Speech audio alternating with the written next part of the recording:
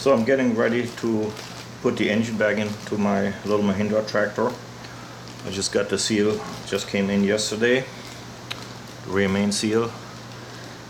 Previously I thought there was action oil leak coming from the flywheel bolts, which then after I cleaned the end of the crankshaft and inspected those holes, they weren't even drilled through. So apparently the seal must have been leaking to the point that I just couldn't see it. But anyhow, you just never want to do that type of job and just thinking put the old seal back in. So I had to order the rear crank seal from a Mahindra dealer. Luckily there's one local in town, well, about 20 miles from where I'm at. It's not too bad. There was no way I could find it online. I couldn't cross-reference. I went to several parts houses. They, well, for the most part, they're just really unwilling to do it. If you don't give them a make and model of some car, they just not want to deal with you, even though there were numbers in the seal. And but anyhow, so I ordered it from the dealership. Total with shipping came to something like $62. Total rip off for like a $15 seal. But and that's just what those companies do. They don't really give a shit much about their reputation. In any event, Mahindra is a bad company anyways when it comes to customer service, but this is also a Mitsubishi tractor, so I'm not sure what's worse, Mitsubishi or Mahindra. But anyways, I'm gonna have, this is the seal. That's how it came in. Let me see if I can zoom it in more. So for anybody who needs to do the same job, this is all the numbers you can get. It's clearly Mitsubishi part. So yesterday I installed, of course, the seal. I didn't bother buying new gaskets for the back plate because it came with a paper gasket which was torn. Trying to order this, it's gonna be another nightmare. Besides the fact it's gonna be hideously expensive. There is a solution, and you can find it on eBay mostly. You can actually purchase a complete reseal kit, rebuild kit, in any stages, whatever you want. The drawback is it's coming from China. Those are Chinese products, aftermarket, probably much lower quality than the OEM, but in a pinch, that's what you have to do. I recently, well, last year, I rebuilt a Mitsubishi-based marine engine for my friend's sailboat, and we encountered the same problem. Mitsubishi was absolutely reluctant. They don't offer any parts unless you go through dealerships, and again, this is not going to happen. So the solution was there too. We got the rebuild kit sent from China, which surprisingly didn't even take all that long. The quality seems to be okay, but regardless, there's not much of a choice. I would have liked to change, since I'm already in there, the clutch disc and the pressure plate. Since, let me zoom this in a little bit.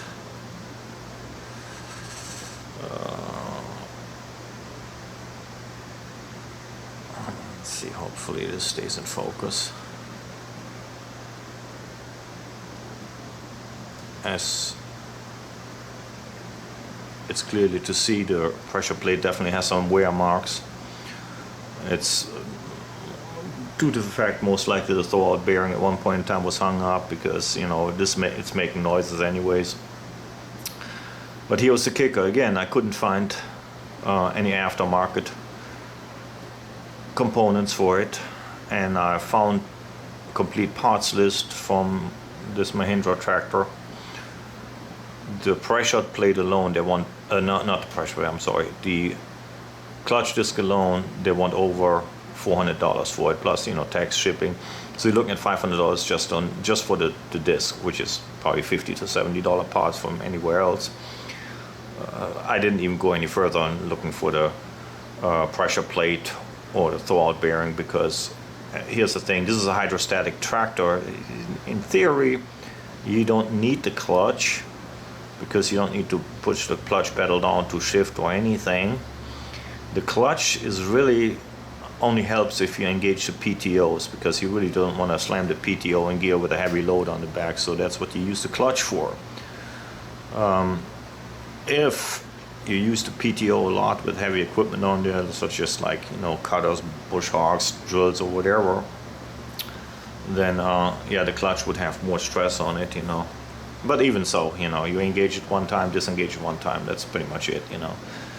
So I decided I'm gonna put all this stuff back together the way it was, because it still works. That wasn't my issue. The issue was the oil leak. And I'm just gonna put some grease, some heavy-duty grease on those metal spring parts. That'll help a little bit. If it's in the future breaks, then oh well, then I'm gonna have to find one. Most likely you're gonna end up buying it from the Chinese then for probably 10% of what everybody else wants. But the tractor is now coming of age anyways. I can't really complain. I got my use out of it. So yeah, I put everything back in. I didn't buy any of those additional gaskets. It's just gonna get the back plate I put in with, sealed on there with RTV silicone, which is better than those damn paper gaskets anyways. The bell housing already had silicone on there anyway, so I'm just gonna get ready to clean this up and put the engine back in. I didn't have no centering tool for the clutch disc. I did it kind of eyeballed it, and hopefully I don't have too much problems to get it in, but there's usually a little bit of play left and right. So okay, I'm gonna get going then.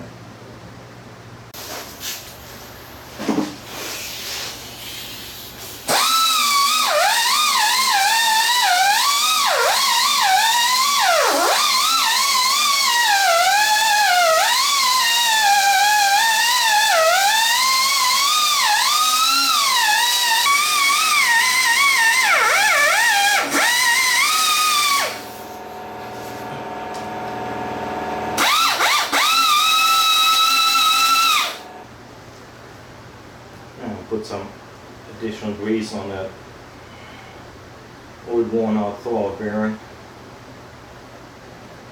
It won't repair it, but it's going to help a little bit. Take a little bit of friction away from the pressure plate springs. So this is the silicone I'm using. Permatex Ultra Black. I like this stuff, or the gray stuff. The gray's for more high torque. I decided I'm going to use the black one, because it stays a little more flexible. Probably because the the vibration of those engines and what have you. It's probably a little bit better to have a little bit more flexibility in those type of seals. Yeah, on top of that, that basically was the same silicone I just scraped off there. So.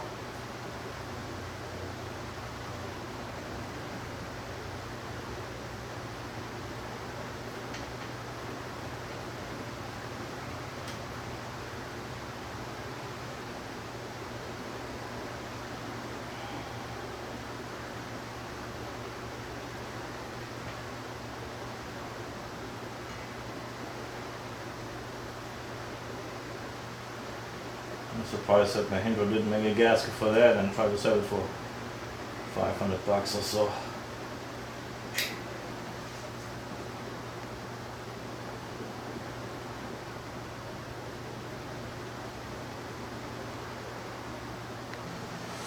Got the engine bolted on. I didn't realize I ran out of space on my SD card in this camera, so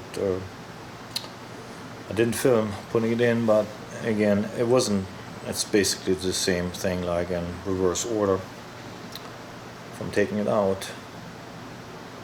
I think before I go any further, I'm gonna just do an oil change, dump the old oil out, change the filter, since it's really more accessible right now, so I'm gonna do this now.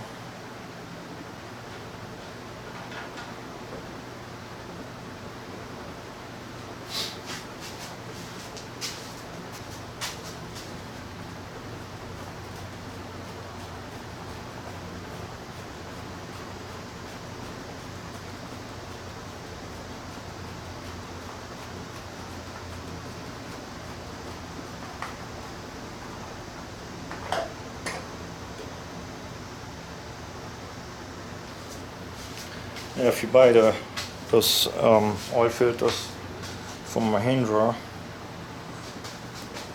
they're gonna charge you probably like 15 bucks or 20 bucks for some stupid little spin-on oil filter. So I'll show you what I'm using. Let's see, is this coming in focus here?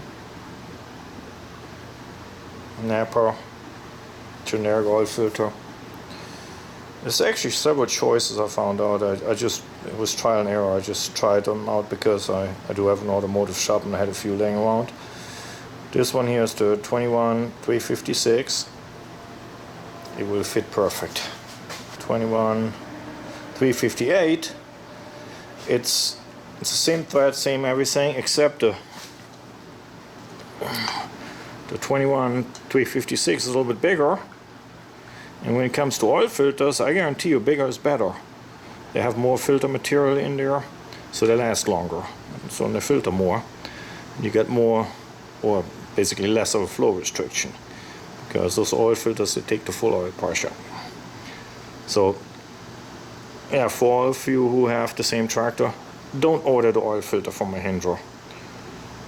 They're just price gouging everything. That's the numbers you can use, and of course other brands too. That's just what I had.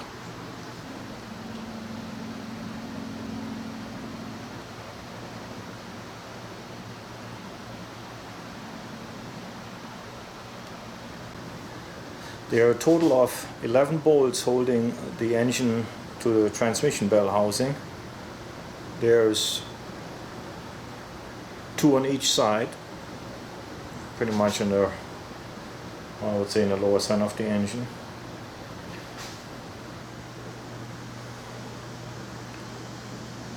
Those 2 right there, where the starter is.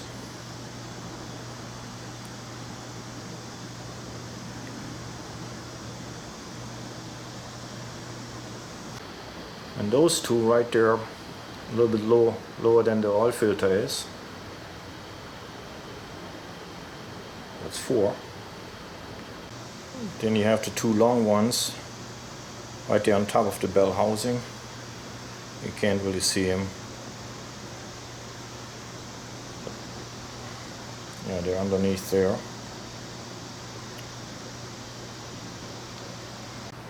And there are the 4 bolts underneath, right in the back of the oil pan. They're a little bit smaller than the other ones. They have 14mm heads on there. Yeah, there's 4 of them. And here's one that's really tricky. I forgot it at first. I didn't see it at first, and I had a hard time wondering why the engine didn't come loose. I will show you that one. And then there's the last one right there in the center of the screen. It basically sits behind the injection pump solenoid. Let me zoom it out so I can see about the location. Same side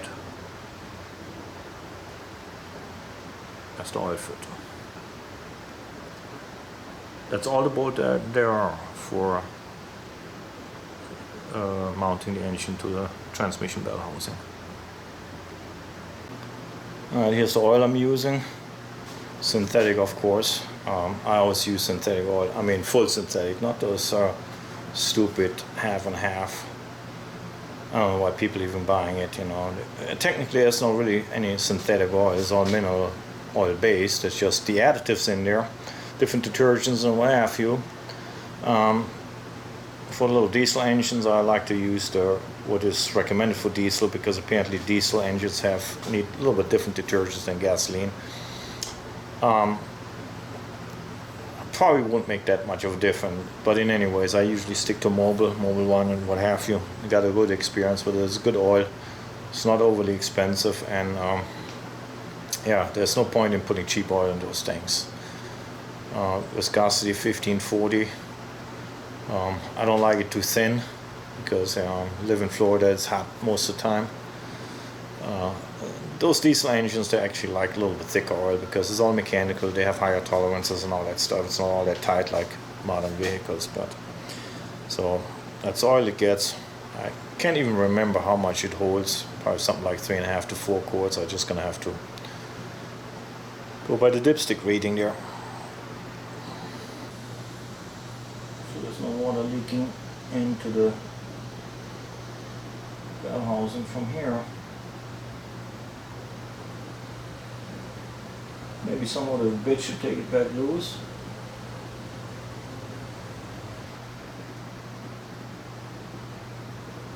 There we go.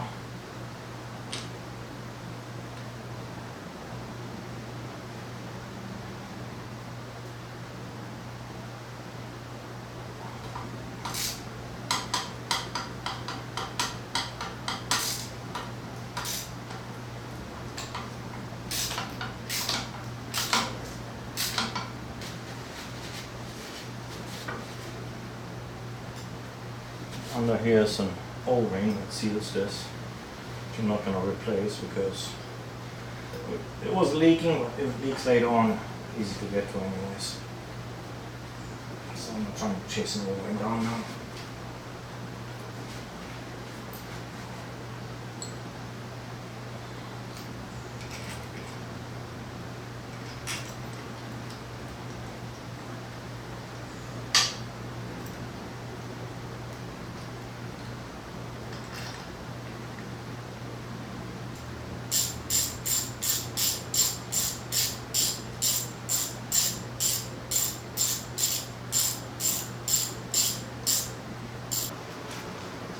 Okay, time for the front end to get back on there.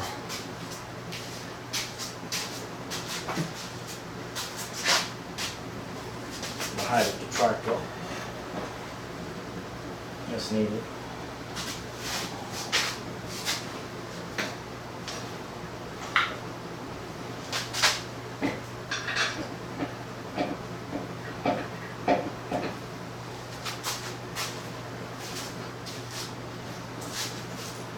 Very simple. 4 boards on each side, mounting the stuff into the engine.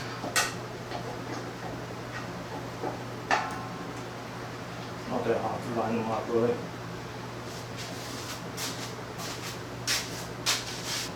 Front end all bolted back on. Tractor secured in my lift. This is my little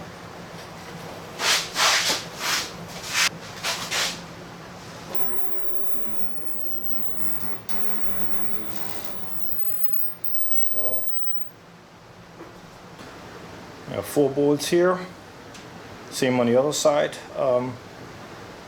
I Loctited them all in. I would recommend use red Loctite. Those tractor engines, they vibrate and the whole front end is just bolted to the engine.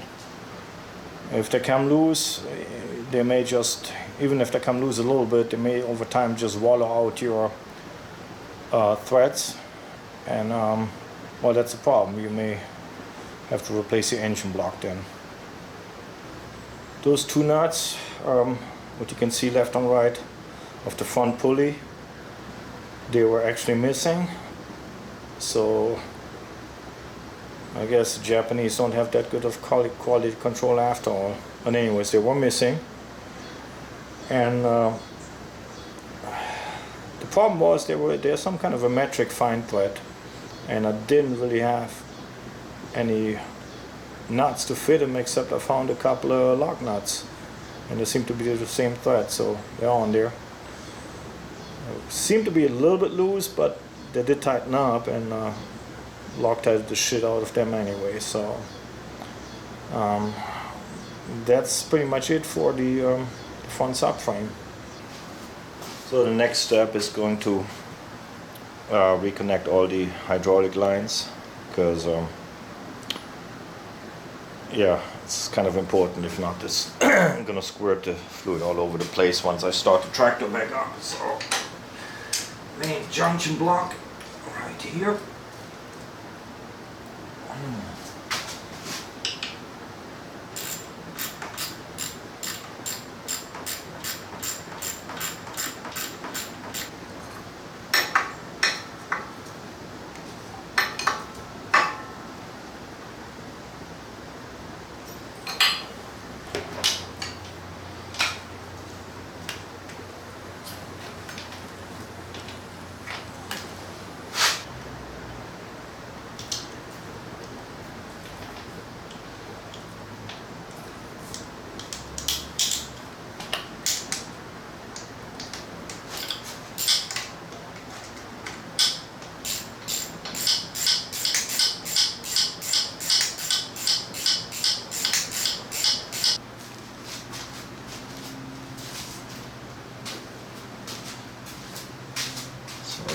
power steering lines go. It's almost like from the length of the lines I could almost guess which one goes where.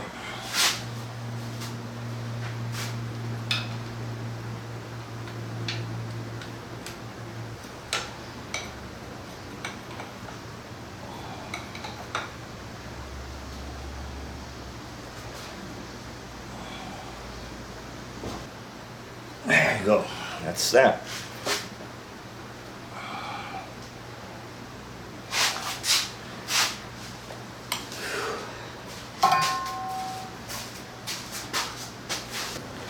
now I'm gonna use some of the electrical wiring on this side, starter mainly, alternator. I like to use dielectric grease on those contacts. Keeps the moisture out and therefore keeps the contacts from corroding.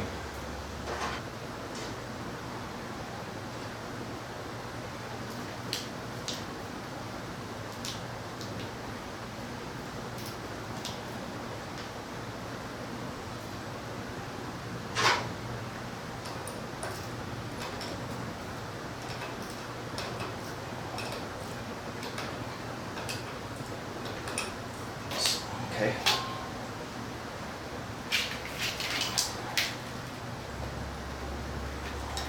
Put that on there.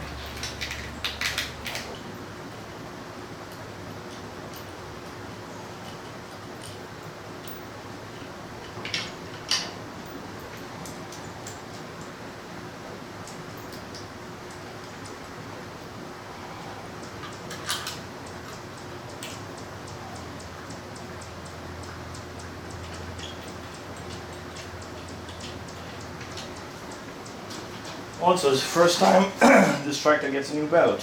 This is the original belt, so the Mitsubishi writings on there that the tractor came with. Lasted close to 15 years, and to be honest, I would have even never replaced it if it wouldn't be for the fact that I had to take the belt off anyways. It didn't squeal, it didn't slip, didn't do nothing. So that is actually almost unusual. But those old V belts, they just did last forever. Alright. Next, the accelerator cable,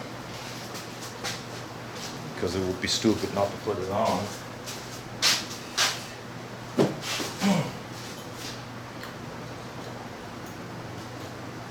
Sure what power steering lines anymore if they're enough here, but they should. This one here. A strange system the way they did it. There's an unset screw. This goes here. And it just gets locked down in place.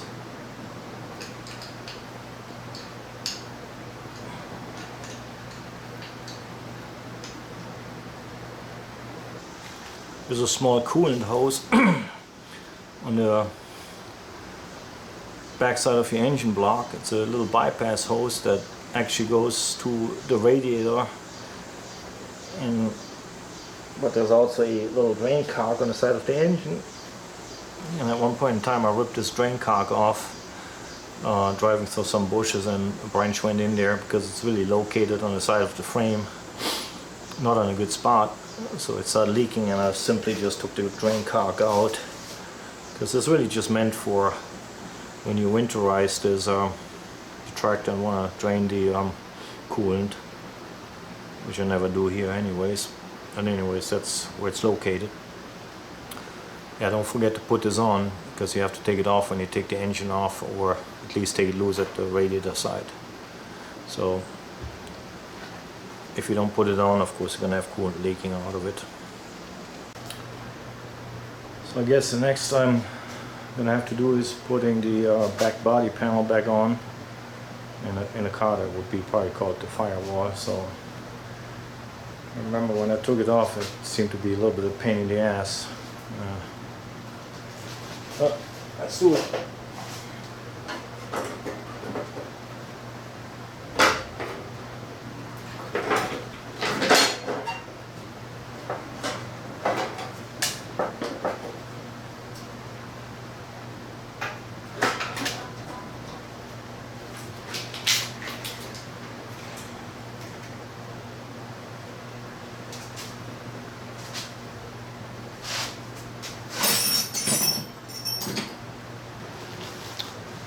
Yeah, so I got the backing plate, firewall, or whatever you want to call it on. It was a little bit of pain in the ass, but it's just because it's just sheet metal and bends a little bit around. It's held basically by just by 4 bolts. So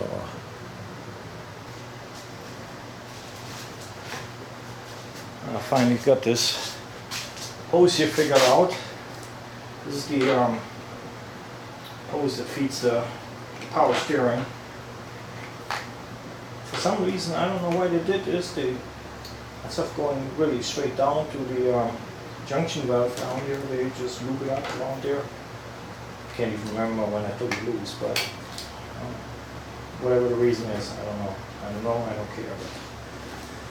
But I guess back to the electrical connectors. So here's the main fuse panel. Not much of a fuse panel, but that's all you really need for it.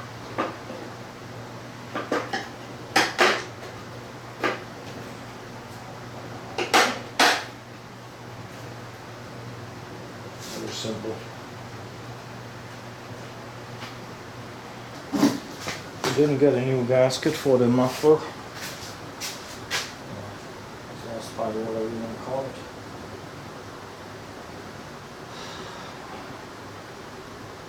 Because of all the bullshit that comes with ordering those parts. I'm going to put some aviation seal on there. I use that stuff a lot. That's that stuff here. Protex aviation gasket maker. It's high heat, stays flexible, and you can use it on exhaust systems.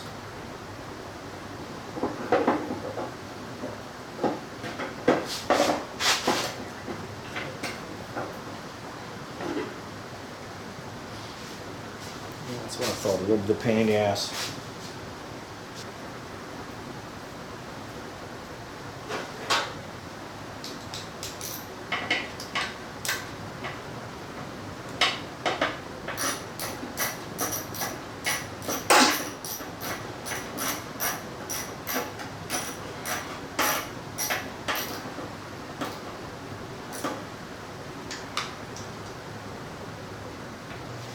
I'm getting closer. I'm going to the fan blade now.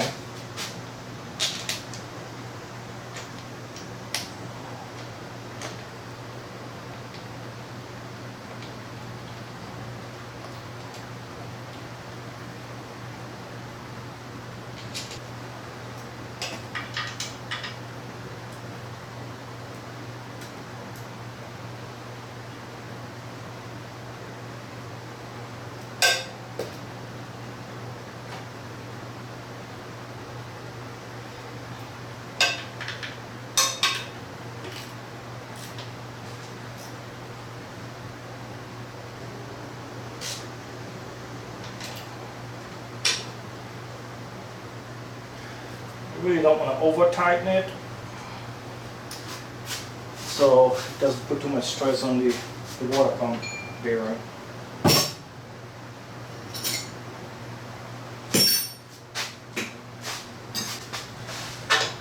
Hydraulic coolant already on here. So let's see how I want this. Yes.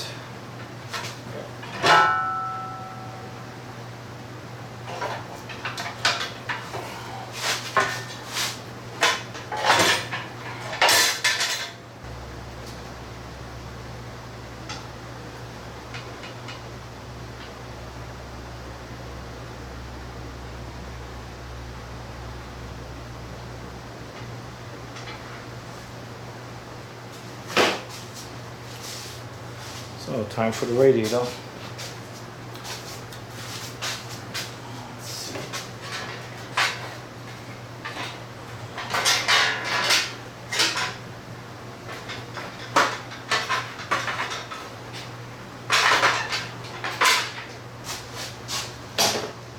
So it took me a little bit of fumbling on that radiator.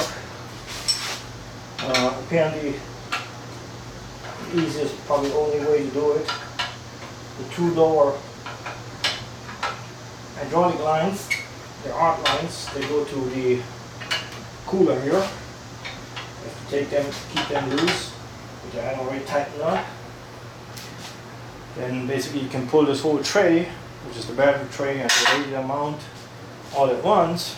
You can pull this forward, so you mount basically the radiator and the shroud already in there, and then just push it back in and then tighten the hydraulic lines back up. So that's what I did, and I think that worked best.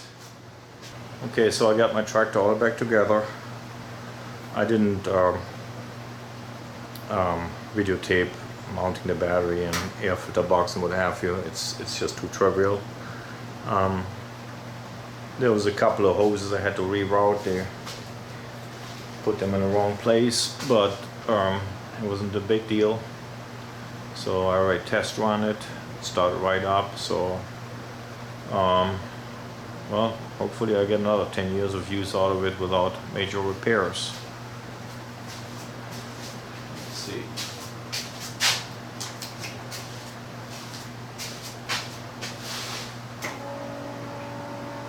Thank you for watching my video.